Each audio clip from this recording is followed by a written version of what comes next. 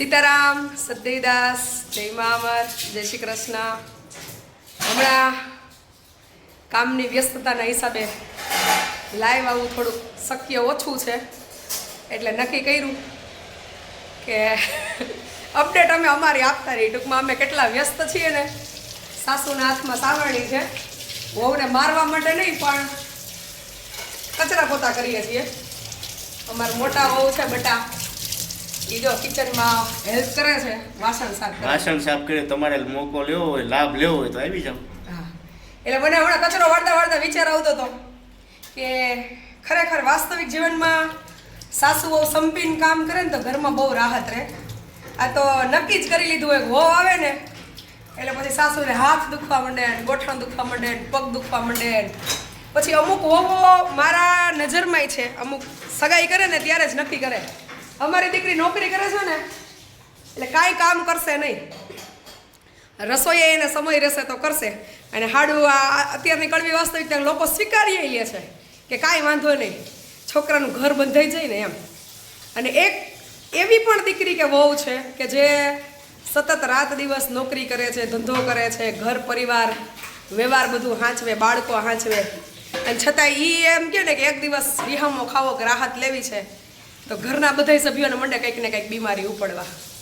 હે એટલે ખરેખર સમય પ્રમાણે અને પરિસ્થિતિ પ્રમાણે દરેક લોકોએ વિચારવાની જરૂર છે. ભલે અમે લોકો તો અમારા જીવનમાં અમે બધું કર્યું છે ને, એટલે અમે સોશિયલ મીડિયાના માધ્યમથી બોલી શકીએ કે જવાબદારી એક પણ પ્રકારની એમ કહેવાય ને કે નથી નિભાવી એવું નથી. દરેક પ્રકારની પારિવારિક જવાબદારી હોય, ઘરકામની હોય, કમાવા જવાની હોય, બધી નિભાવી છે.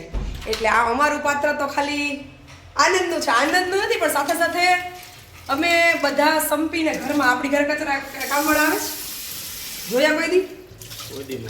હા, ભલે તબિયત સારી ખરાબ હોય તો એકાબીજા હંપીને અમે બધા કાંઈ એમ સમય ન હોય તો મળીને કરી લઈએ.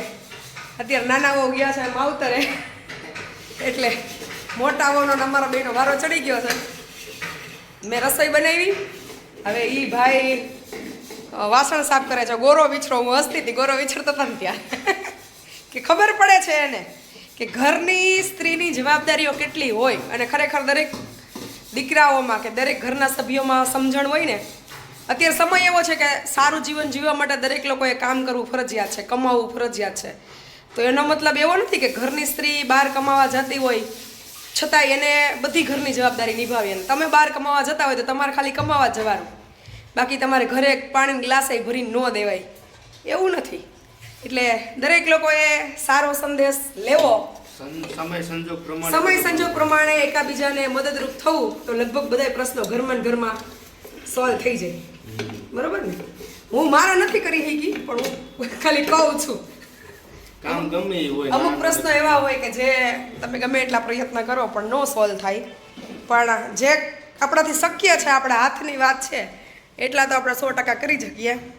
એટલે ચલો હવે કચરા પોતા વાસણ પતાવી લઈએ અને પછી મળીએ. લાડોબેનને લઈને જવાનું છે બારે, અને અપડેટ આપીશ સરસ મજાની આનંદના સમાચાર. જય મા અમર, સીતારામ, સદૈદાસ, જય શ્રી કૃષ્ણ.